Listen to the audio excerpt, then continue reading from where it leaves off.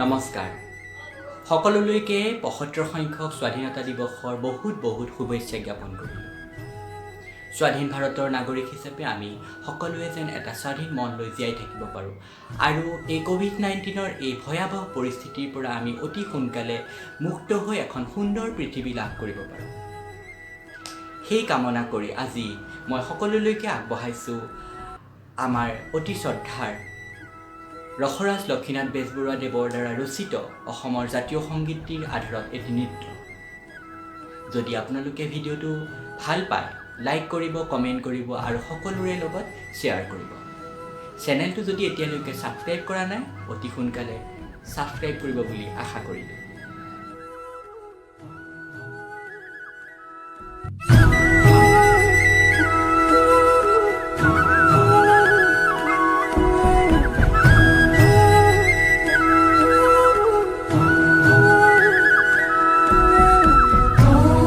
Mur Apunar Desh